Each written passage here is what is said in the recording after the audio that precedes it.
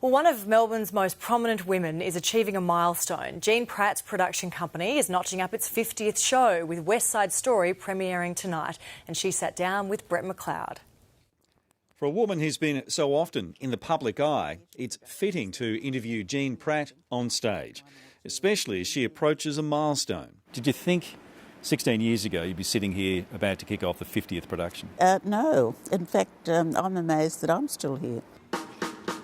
Go home, America! Slow down, Bernardo! Stay away from my sister! West Side Story is a giant of musical theatre, but then Jeanne Pratt's production company has always been ambitious. When it started in 1999, Melbourne's theatrical scene was nothing like the present. At that time, there was not a single musical on in Melbourne. All the commercial producers had pulled out, and we were quite successful. So they realised there was an audience for it, and they all came back again.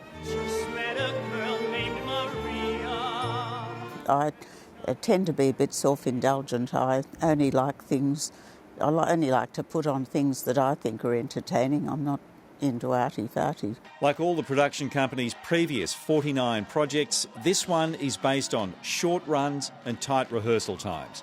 Very tight. We do everything in 2 weeks. It really is a bit of a miracle. It relies on everyone's skills to be really on your game. Look at you.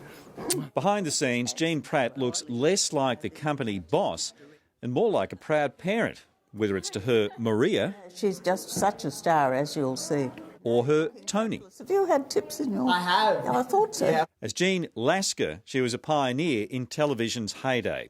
Since taking on a supporting role with late husband Richard, she's largely avoided centre stage, but clearly enjoys being backstage. I like the whole thing.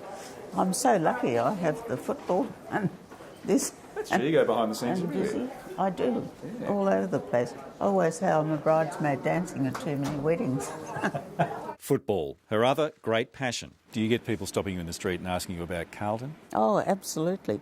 Everyone with no teeth and tats comes up to me and says, "Hello, Jeannie, are we going to win?"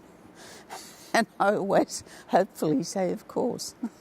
The Carlton Vice President admits it hasn't been the easiest year at the club. Did you agree with the Mick Malthouse decision? It's always difficult.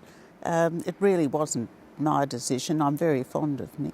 I think he's also a wonderful coach. What is the answer to that question? When are the Blues going to get a flag? I keep asking that every day, but I hope in my lifetime still I'm looking forward to being around to win a flag. And if we've recruited well this year, I think it could happen within about 3 years, and if we haven't, well, it might take 10. In between footy and theatre, she's still co-chair of Visy and oversees one of Australia's largest corporate donors, the Pratt Foundation.